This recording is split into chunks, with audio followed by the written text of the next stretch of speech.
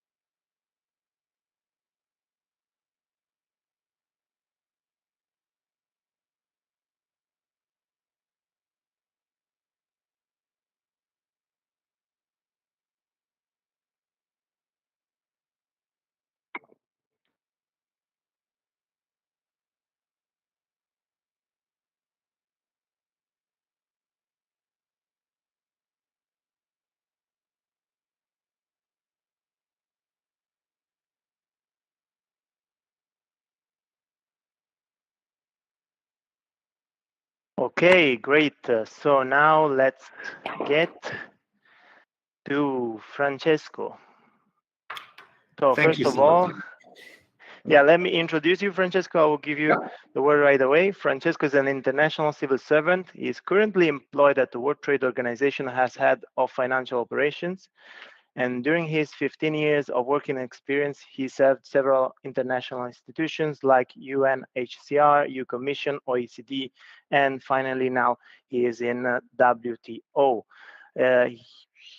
During one of his missions in Western Africa, Francesco understood that wealthier nations' responsibility is to support the development in a sustainable way. Wealthier countries have a moral obligation to improve this world, not to exploit it, and especially nowadays, technology can make a difference if wisely used. Is that right, Francesco? Exactly. Please. Yes, so thank you very much, Salvatore, for the introduction. And I'll be brief because I know that we have 15 minutes. So I'll try to present three major trends that are shaping currently the industry of impact investing or simply sustainable finance. Now, there is a bit of confusion around, and so the purpose is try to make a quick guide through these three major trends. If then Salvatore is going to share the presentations, here you're going to have my contacts, so feel free to reach out, and then I'll put the same things in the chat. So, three trends. I have identified three major trends that I would like to talk about today. The first one is that we are in a phase where we are going beyond the so-called environmental, social, and governance sustainability area to the impact sustainability area, so to the impact investing. The second trend, instead, that we are moving from impact products, financial products, to impact integrations, integration of all the financial products. And the third one is that we are facing a regulatory tsunami on the ESG and impact, especially driven by the European Union and with the Taxo 4 regulations that was recently issued. Now, let's go through these three trends one by one. So for the first trend, I'm saying that we are going beyond ESG. Why? Because we have experienced in the last 15 years an evolution. This is a classical cycle evolution of all trends that you have in any type of business cycle, where we have an introduction, a growth, a maturity, and a decline. Now we are in the phase between the growth and maturity of ESG. Before, 15 years ago, it was really a niche. Now, funding, banking, not talking about ESG, it's quite difficult compared to before. But here we are in a maturity stage, and we are approaching to the takeoff of the innovation, which refers to the impact investing. So it's a very peculiar time, and we are going also to understand the data that were used in terms of ESG and how they have to be read in terms of impact investing. But let's go a bit deeper into that. Why I'm saying beyond ESG to impact. Now, there is an element that I picked up for MSCI ESG ratings that it's quite interesting. So common sense and normal retailers think that if you have a high score of ESG, you are doing good for the planet, okay? And this is a basic confusion among people addressing their interest into the area of ESG and impact investing or sustainable finance. Why? Because the ESG scoring tells how the planet, the society, has creating a new setting of environment and new setting of framework, and how the organizations can react, is well prepared to react to those type of challenging that are coming from the planet, from the environmental challenges and so on. So it's like the organization reacts to the new framework coming from the environmental aspects and social aspects. So it's not how good the company is doing on the planet, but it's more how they react to the planet and to the environmental changes. And now here from the MSCI ratings, we have Imperial Brands, which are a tobacco company, who is scoring A, so it's very good, doing well in terms of ESG. But why? Because probably the company is having in place a corporate social responsibility plan, is very prepared to the challenge that the environmental changes are happening. And while we have Pfizer, who is a pharmaceutical company producing vaccines, so something good for the human beings, for the humanity, is just scored a B. But simply because in terms of ESG, this is what it's calculated. Now, what is changing, and this is a terminology that for the professionals in the financial market, it's already a well-known terminology. It's single materiality versus double materiality. ESG is focused on single materiality. So how, as I said, the environmental, the social framework are impacting the company. Instead, double materiality is not only this, but also how a company, how an organization has a positive or negative impact on the environmental and social framework.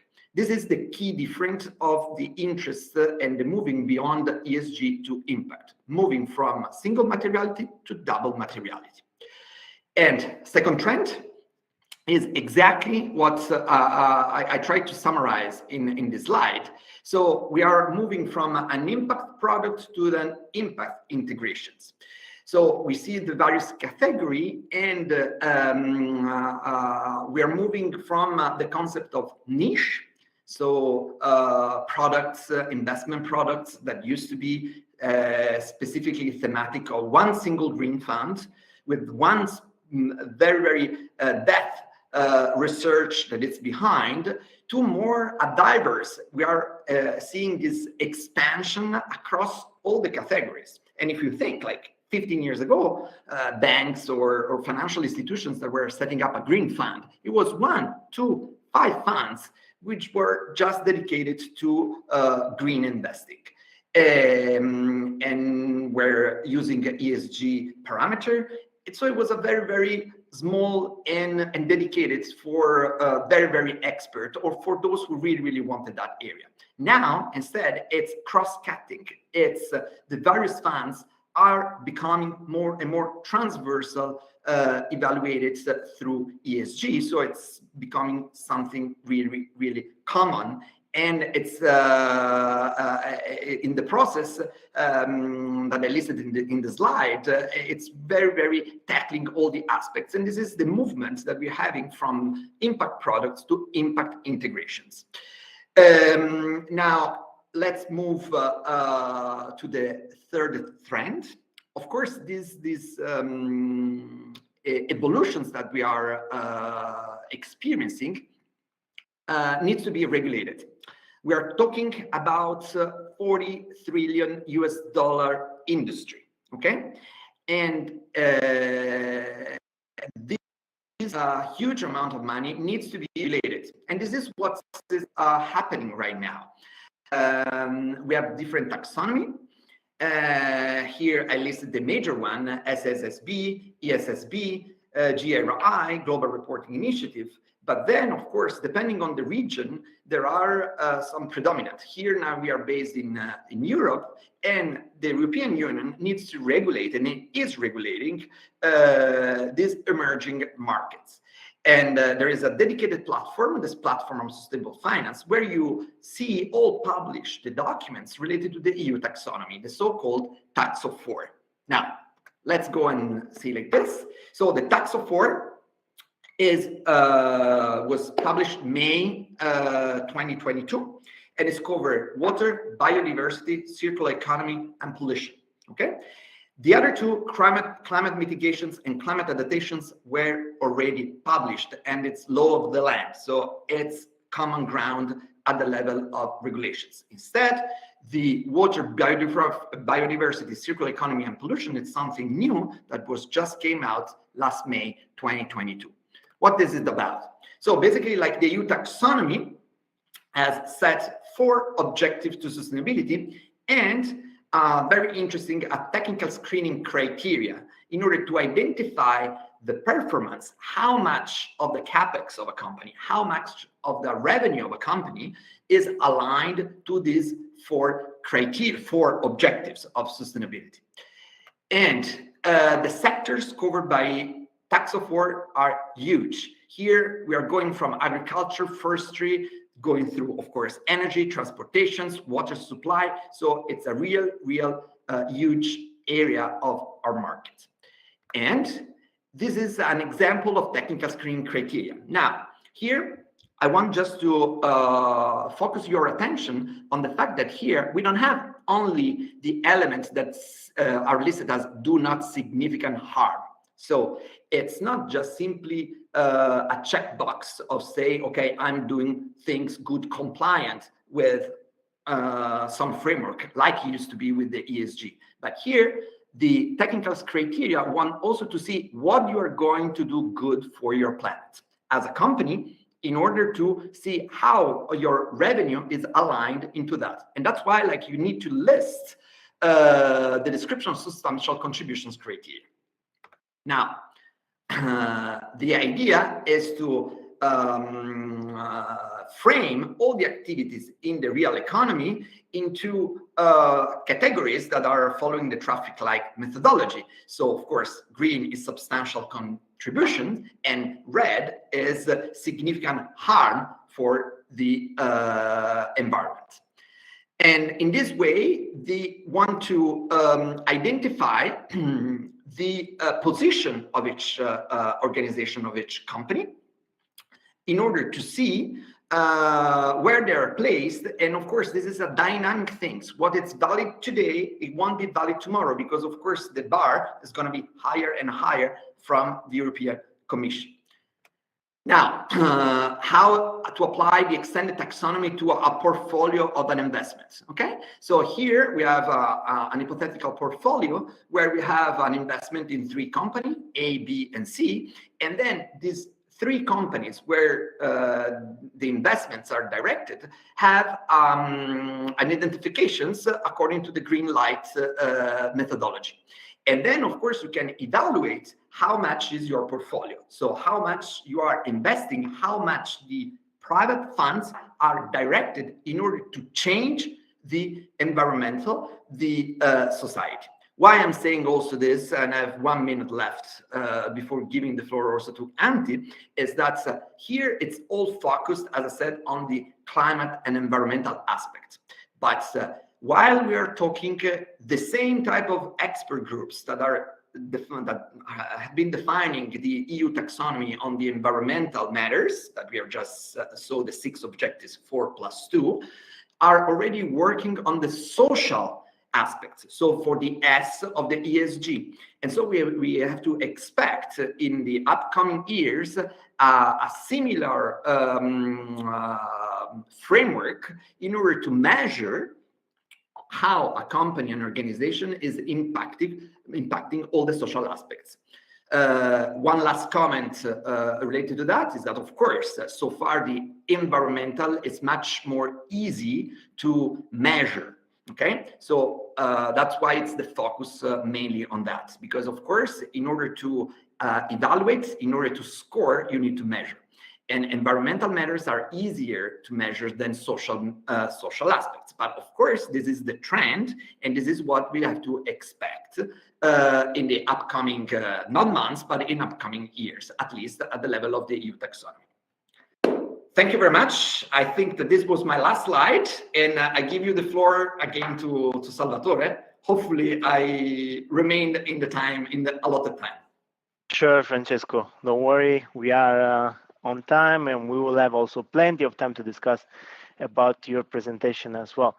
Now, I will give also the floor to Antti, and grateful to having you again, Antti. Antti, for those who don't know him, is a professional investor who jumped back to business to save the globe, and his mission is to make companies take environmental impacts into account in every business decision making. The vision is that all the companies will know the environmental impact as well as they know their financial impacts. He's an expert on corporate metrics, now utilizing his knowledge on measuring the most meaningful impacts, environmental impacts, focusing on connecting data from the supply chain and making the data insightful. So thank you, Antti. And I think you can tell us a little bit more on the metrics side. And first of all, I would like you to introduce what that you do with Erster as well, and how you approach the world of green investing. Thank you.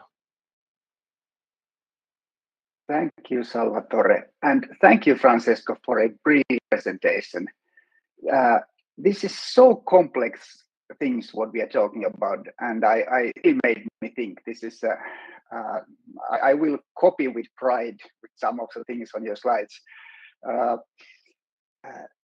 Just thinking about how do we understand the environmental facts, or especially investing, is so difficult. So many angles how you can look at it. If you do carbon accounting, then you may end up assessing companies' emissions, maybe scope 1, 2, or 3, but still, these companies, what have they done this year? And then you say that they are good or bad. And then they may be providing or producing mobile phones. And then if the mobile phone lasts for 3 years or 10 years, and if you don't do the life cycle assessment, take into account how many years the product will be used, then the production emissions give totally false impression. And there are so many ways how we, the data providers, how the investors, how the professionals are both guiding the companies or leading as well as leading the companies with whatever kind of decision.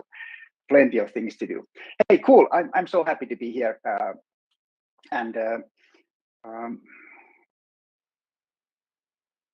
I actually gave this part of my presentation already. But the vision what Öster has is that every company will know the environmental impacts like they know financial impacts today. And then every business decision will take environmental impacts into account. And we are not there yet, but this is something that I want to say that every investor thinking about greener takes as your vision also. And why am I about this? I'm CEO of Öster, and do lifecycle assessment of products doing LCA in some of the biggest companies in the world and connecting the whole supply chain and the whole value chain. Before that, I have been a venture capitalist. I co-founded Butterfly Ventures, and one of the things what I have done is I have created the first metric impact fund in Europe. And then I also been CEO of Nestholma, so earlier stage venture capital. And then before that, I've been measuring how corporates succeed. But like Salvatore said, that I still do the same, but now I measure something that is really worth measuring. So how the impacts are for the environments. This is the only product slide, but just to give you a feeling that what current product should look like. This is showing the different steps in production, and you can dig deeper into any of these steps in production, and then always with this product, what is this computer mouse? Is producing 32 kilos of CO2. That's the total amount. And anytime you change a number, dynamically changes, and the size of the ball says that most of the impacts are on the use phase. Funny thing here also that with computer mouse, the biggest emitting things are on the standby mode of a mouse. Some of these things are counterintuitive. Some of them you can guess. Very often you guess it wrong. Okay, Francesco had big numbers on his slide. He was talking about 40 trillion of investments. I'm talking how much money is currently managed by green or sustainable funds and ETFs. We are about $1 trillion or euros, I guess that's the same nowadays. And then in 10 years, it will be, it'll double. So we are talking about mainstream. It's about time, I would say. No longer anymore the niche people doing minor things in the corner office, so in the corner, so that there's just tick in the box for the top management. But this is mainstream already. And it's a must for every company. It's very short time period when it's also possibility to create competitive edge. Two basic strategies that you can do in green investing: either avoid or advance.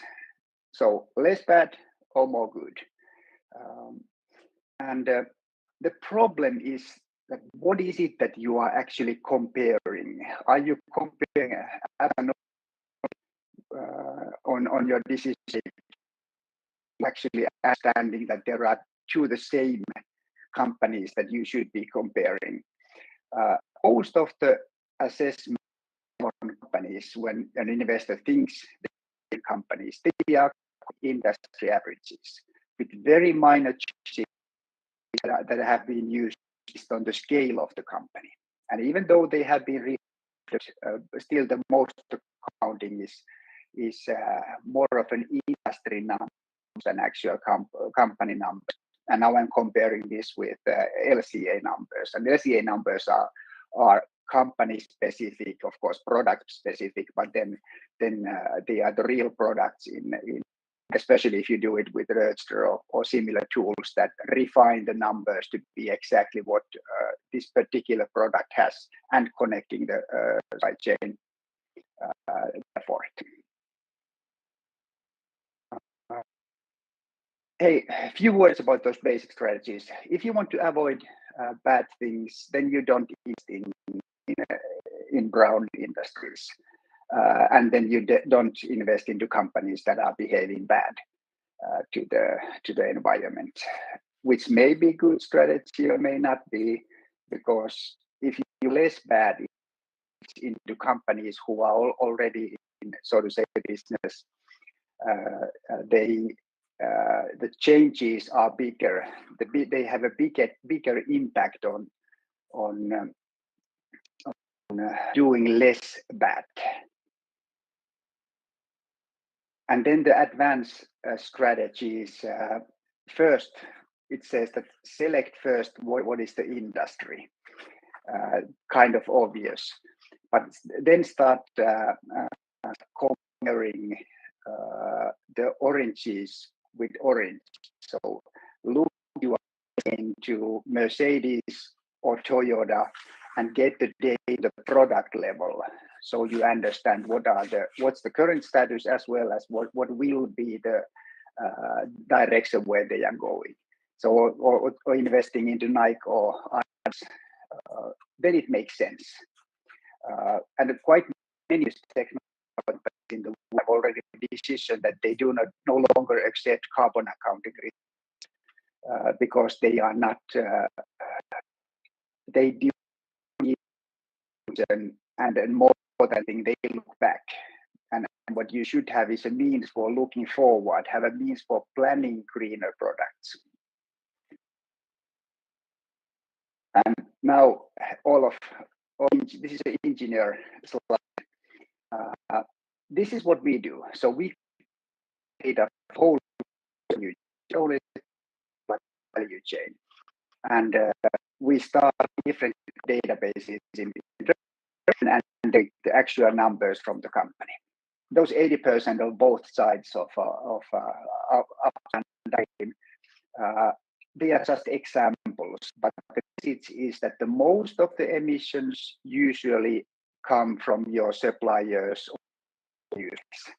And when investors are making decisions, they definitely should take scope 3 emissions into account on that one. They aim that a bit more all the time, but still we have a long way to go. Examples on these: if you are doing yogurt, as an example, Danone, 80% of the emissions are already have taken place before the raw material enters the factory. Or the other direction, let's take the Caterpillar example. Much more than 80% of emissions happen on use phase. So it is something that one should take into account, that where are the emissions come from. Another thing, when I use example, is also that when there are the functional unit ideology. So what is the product being used for, and time being one of the factors there. How long will it be used? And that often leads investors to a decision that may not be the optimal for the environment. This is one of the many things that there's a lack of usable data So investors should have a dynamic, up-to-date, connected LCA data for their decision making. And then they should be supporting those companies, supporting, forcing, asking, demanding, whatnot, from the companies that they have invested, planning on investing to use the data. Luckily, we see quite a lot of companies doing scenarios. What's in business strategy? If we take this kind of, let's see, what kind of impact is there on the environment? R&D products are already being planned, taking the environmental into account. 40% of product managers have that as one of their personal KPIs. So going the right direction. The biggest step what I see ahead is the collaborative use of environmental data, so that companies design greener products together with the suppliers. They design greener products together with customers in a way that the customers can also make their decisions, like really with the data on what kind of impact is there if I buy this product at company, or if I change the product that I'm doing, using a little bit less aluminum, changing the logistics or changing processes, how it's being done. Okay. Francesco was talking about big numbers. I'm a small time investor compared to the world where Francesco is. So, but this almost applies to many sides of the company, starting from the VC world. So compare those investment targets. Compare it. So compare the oranges and oranges. Try to understand which ones are the best ones on this. And then take the environmental impacts as a part of the due diligence process. It should be essential part of it. So do it first and go no position, then request the LCA from the company, and then if they meet criteria, then proceed with the deal. So it should be part of that all the time, and then we've seen quite many investors already doing that, taking that approach, but very early stage, and this is what I would like to see happening more.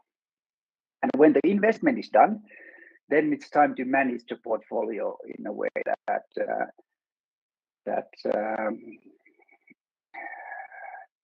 environment is also benefiting this investment.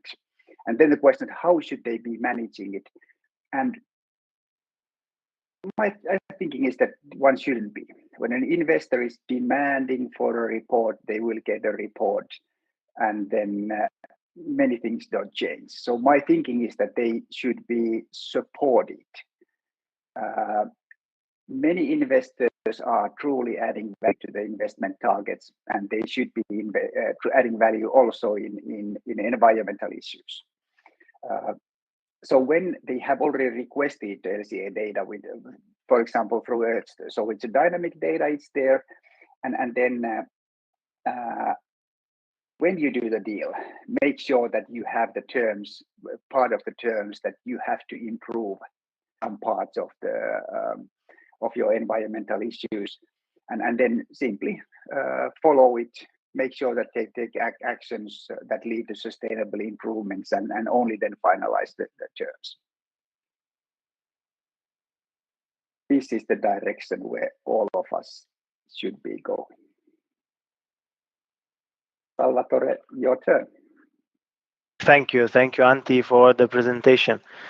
Yeah, well, personally, I would like to ask you, like, according to you, which is the position that the companies are taking on this, like their point of view starting this, because this is something important for all of us. It's important for the planet and for the future of the market itself, but which is the starting point from their point of view?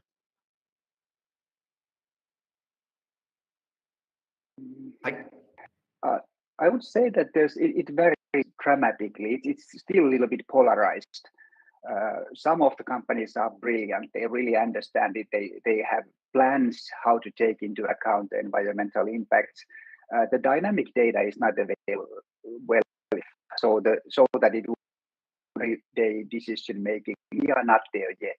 The attitude is right in most of the companies, and I'm surprised to myself when I'm saying this, but the best party to thank for all of these are the regulators, so that there are rules for it. So there will be some stick and then some carrots, and the carrot is, of course, the markets are demanding. They buy more the sustainable companies.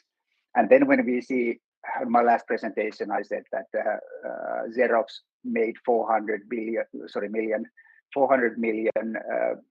profit increase when they started designing greener products, or Zara made €500 million. That's the direction. Looks good in the future. Today we are not there yet.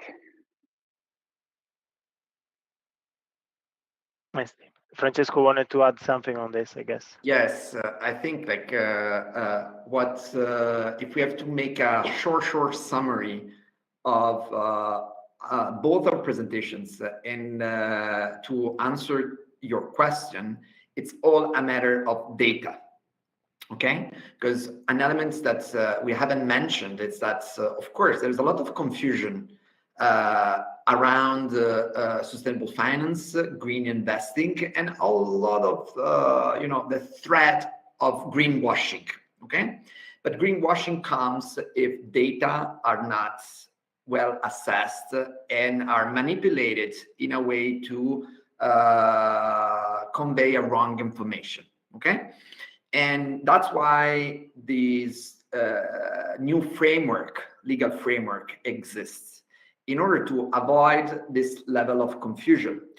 And in fact, the example that I made in my slide between the pharmaceutical company and the tobacco company shows what is counterintuitive. Because if I am a normal investor, Mr. Smith, who decides to go to his private bankers and ask for how to invest, basing only on the ESG data, I would have chosen the tobacco company. But the reality is that the tobacco company is not doing anything for the planet. It's doing not anything for the mankind. Actually, it's harmful for the mankind. But if I just look at those data, I consider that they are the good guys, because it's what the score of ESG is telling me. But again, this is a bit of role that the association I'm a part of, the Sustainable Finance Geneva, aims to group asset managers who are professional in the financial sectors to create education in the markets, education to any people who would like to create a portfolio and do some investing and use the private money to do something for the better, for the good. Explaining that the big difference is not assessing what a simple index says, but to interpret the data. And this is what I was saying before, that we are moving from the simple ESG, where we try to assess how the potential impact the planet, the society can have on a company, on vice versa, what the company can do for the planet. And in order to be able to do that, LCA is an example in order to understand what's the real life cycle assessment of a function, of a product, has an impact on the environmental matters. And only being capable to understand the data, we can have a real positive impact. Now, of course, me, you, the normal person has some problems. And that's why the taxonomy, the legal frameworks exist and are going to be created in order to regulate a big market and in order to finance the transition. I was talking about the ecological transition. It's costly, and it cannot be done only by public money and government investments. It needs to reallocate the private money. And in order to reallocate the private money, we have to give the good assessment, the good measures of where this money should go and should be allocated in order to fund this transition. This is, I think, the real changing point that we are addressing now. And greenwashing is the manipulation of the data. So we need to have the legal framework and then the capacity to read the data and interpret the data correctly in order to make proper investment decision.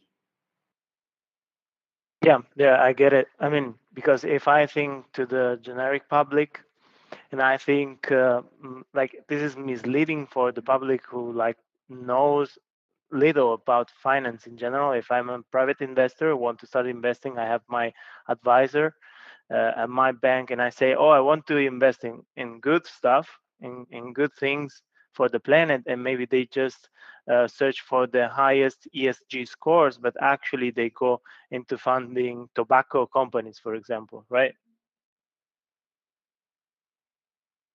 Exactly. And then I was mentioning like in what changed when there is a legal framework. Okay, at the European level, I was mentioning that there is a Taxonomy 4 that has been just published in May 2022. But before there were those other two objectives: the climate mitigations and the climate adaptation. Okay, they are law of the land. It exists, and it means that from next year, okay.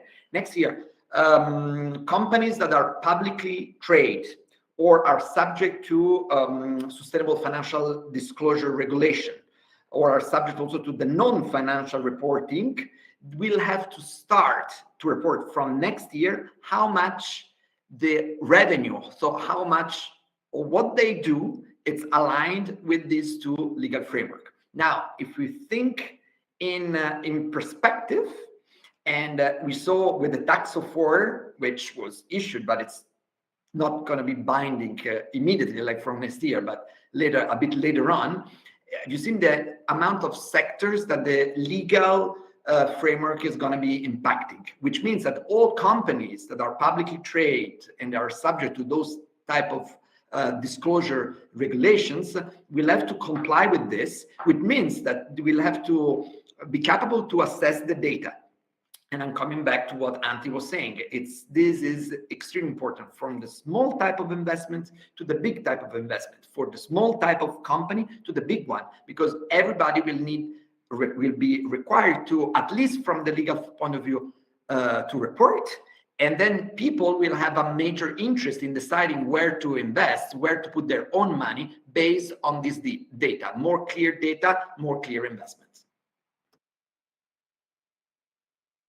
Yeah, I see on these, like, so in how long does it take for this new framework, in your opinion, to really get its feet stable on the market? And second question, also, you mentioned the small business, like small business do not have the same, let's say, legal duties, to show in their balance what they're spending on, which are their revenue streams. It's a bit different, and also, can we do something there as well? Because I'm thinking like access to financing should also be helped in case you're doing something good for the planet. What do you think about that? So in terms of the time frame, as I said, for climate adaptations and climate mitigations, it's 1st January 2023. For the other 4 objectives of the taxonomy, I think that it will be slightly after. So if I have to put an hypothetical, it could be 1st January 2024. But what is important to assess, and it's I'm in the financial sector for the last 15 years. I have seen that the curve was much slower at the beginning for the ESG, and now is accelerating. So my gut, my feeling is that for this new aspect of impact, so what we can do with our investing for the planet, it will be much shorter, because like we had a kind of learning curve. We arrived at the top, of the ESG, let's say, evolution in terms of scoring and so on. And now we are entering the new phase of the impact, which my sense from what I see from the reactions of the interest of the public opinion and so on, which would be much quicker. So if it was 15 years before, now it would be, I would move in an horizon of 5 years or less of how this industry will be booming. And in terms of the small, medium enterprises, of course, the legal framework, as I said, it's mandatory for the publicly traded companies and not for the small and medium companies.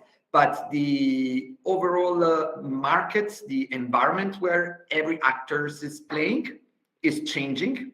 And by inertia, all the small medium company will be focused and will understand the importance of this, and will understand the importance to flag if their product is environmental, provides a contribution to the environmental, or has a harmful impact on the environmental. It depends, of course, on the size. It depends on the type of audience that each company might have. But no matter the size, this will be for sure the major trend for the future. And I would add there also that when we are demanding the data from the biggest companies, and we can't demand it only from the smaller ones, but it happens automatically when companies start to use LCA data as the core of decision making, because the big company are asking that data from the suppliers, and the small ones often are suppliers to somebody. And eventually the whole economy will be using the environmental data for this purpose, just because strong demands, biggest one, strong regulations for the biggest ones. Thank you. There is a question also from the public, from Youssef, that I've seen quite active. What do you think about the relationship that it will be essential between ESG and EHS?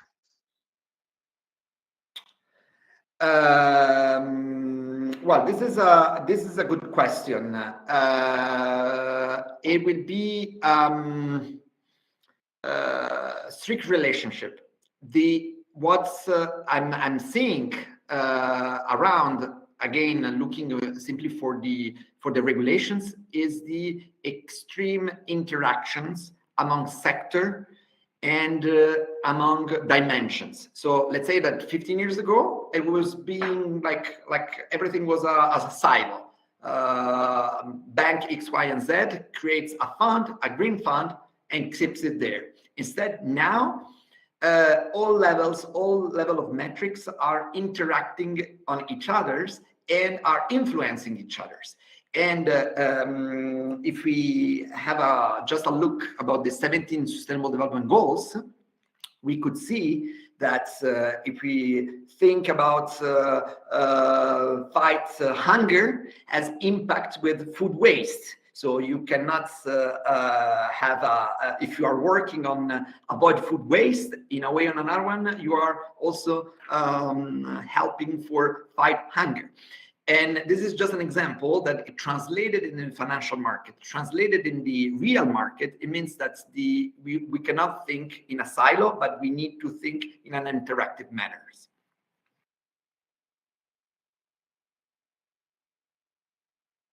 Right, thank you. I think Youssef is answering. Yeah, thank you, Francesco. And then I saw there is another question from Hein Jürgen.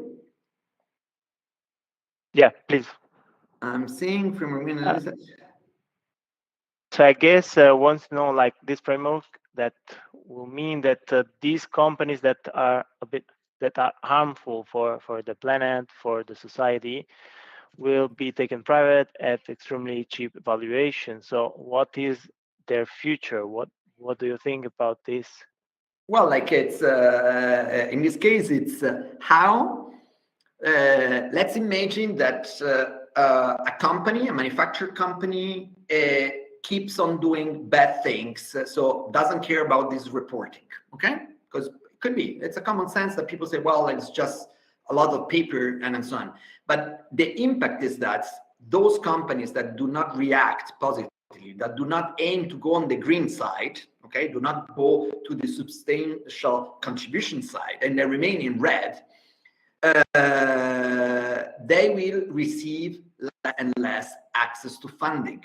Okay, so basically the private investments work as a trigger, not only in the area of extreme short return, but thanks to these regulations, it's a way to drive private money, private investors in pushing companies to respect nowadays environmental factors, but in the future, social factors. So a company who is not taking care about labor child or doesn't put in place security at labor, for example, at work, will be penalized, and the scoring received will be low and won't be proposed as a company to be invested in by the big asset managers, and as a consequence by the retailers who address their investment decisions to asset managers.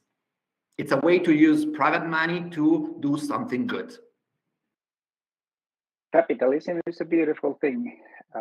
There will be less money for bad companies in the future, and that will change the way how companies operate. Okay, thank you. Since we are close to conclusions, I ask you if you have any final statement on this. And let me see if there are any final questions.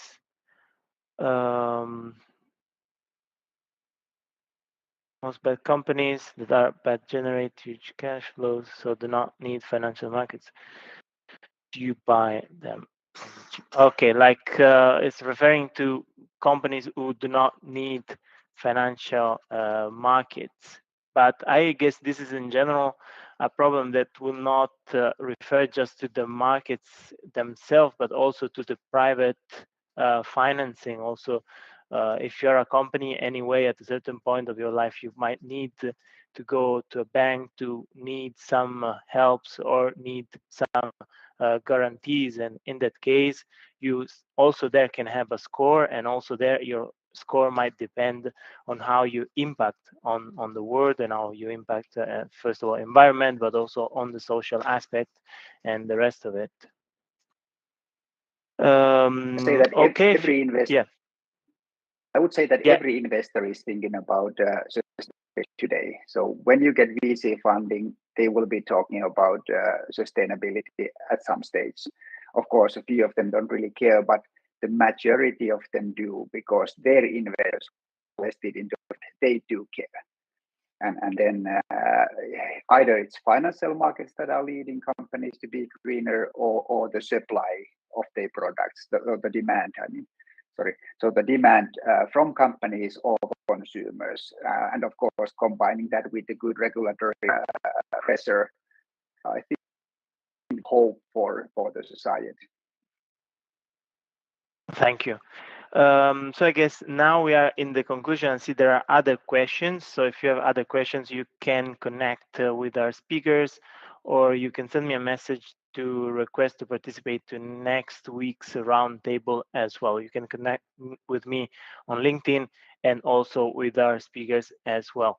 Now, before we close, I would like, of course, to thank my speakers. You were really insightful, and we as a chamber, we started a project of tree planting in Africa, and we want to award you with this tree that we plant, a tree for each speaker that we have here at UTech, so that you are also contributing to our project in Africa. So this is all. If you have any final comments on your side, please, and then we conclude our session. Well, I guess the only thing what I want to say, thank you very much for ability to take part of this, and also in advance, Francesco, I hope you would try some of the parts of your presentation, and my presentation will be available on our LinkedIn side, so you can get it from there. Same for me. Thanks a lot, Salvatore, for inviting me. It was very nice to chat with you, Antti, and interact with all the participants. Of course, everybody can feel free to reach out. In the slides, there are also will be available. There are my contacts in LinkedIn and my private websites where I have published some works in the area of financial investments and environmental matters. So feel free to reach out. I'll be happy to discuss with you on a side one-on-one basis. Thank you very much, and can't wait to see you again, guys. It was a really nice webinar, and hope I can host a new webinar also with you in the future as well. Thank you to all the participants, and please make sure to get in contact with us. We will be more than happy to share the presentations and everything else. For any questions, just contact us. So thank you, everybody, and bye-bye. Okay, I closed the recording and